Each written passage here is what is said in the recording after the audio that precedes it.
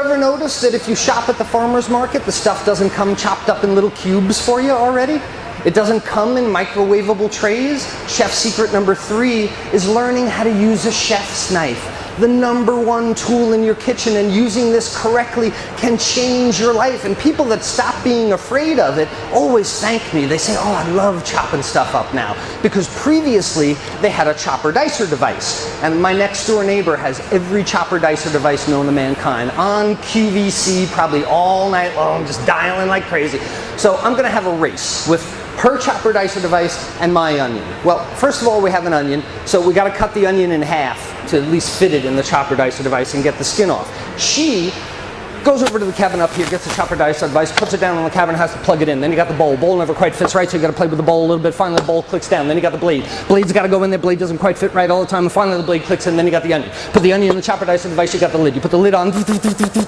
Chop the onion out. Turn the onion out. Then you got the bowl. You gotta rinse out the bowl over here. You gotta take the blade. Blade comes out. This goes in the sink over here. The chopper dicer device. You gotta unplug. Take the chopper dicer device. This goes in the cabinet up there. Oh my goodness! Get a chef's knife. No moving parts. Easily wipes clean. This is the #1 tool in your kitchen. If you're like my mom has a serrated steak knife that she got with a tank of gas in 1972 when they gave stuff when you got a tank of gas. Well, this serrated steak knife cuts vegetables, cleans fish, takes tags off new clothing, tightens the light switch screw. It's a general household hardware device. If you're like my mom, please get a chef's knife. So I've developed this way to cut an onion. It occurs in so many dishes. Cutting an onion is such an important skill, and knife skills is my #3 chef secret. Problem with an onion, it's a roly-poly product. Particularly dangerous to try and cut something while it's rolling around the cutting board. Onion has a root end, grows down into the dirt, has a blossom end, grows up to the sky. The root end is our friend. The root end holds the onion together. So to avoid this roly-poly product thing, first thing I'm going to do is make a cut from root end to blossom end and give myself a nice flat surface to work off. I had a woman in one of my classes, she cut the onion and she goes, "What now?" I said, "You're kind of missing the point of a flat surface to work off." So now that we have a flat surface, we'll take the blossom end off, peel the onion, and what I want to do, in essence, is make a checkerboard in here. I'm going to make 1, 2, maybe 3 horizontal cuts, 1, 2, 3, 4 or so vertical cuts. Then I'm going to use my tip fulcrum method to dice the onion. It falls apart in consistent pieces.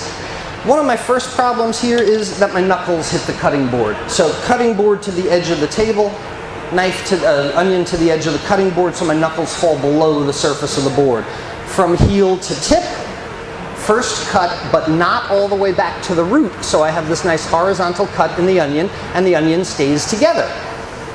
Second horizontal cut, but not all the way back to the root, and I've got these 2 horizontal cuts, the onion stays together. Using the tip of the knife, 1, 2, 3, all right, we'll call it 4.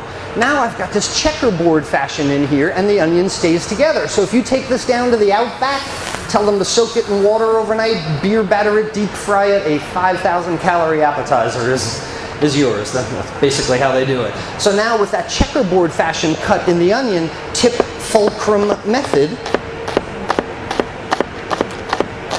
and I've got an onion that falls apart in consistent pieces in 1, 2, 3, 4, 5, 6, 10 knife strokes or so. I can go home 45 minutes early. These are the ruminations in my head at that time. You don't need chopper dicer devices, nor do you need a set of 24 knives. You need basically 4 knives in your kitchen.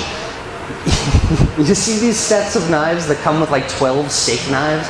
Anyone ever cook 12 steaks? You know, they just really oversell these things. Nor does a good knife cut a shoe. Or a can. But an insulting one here.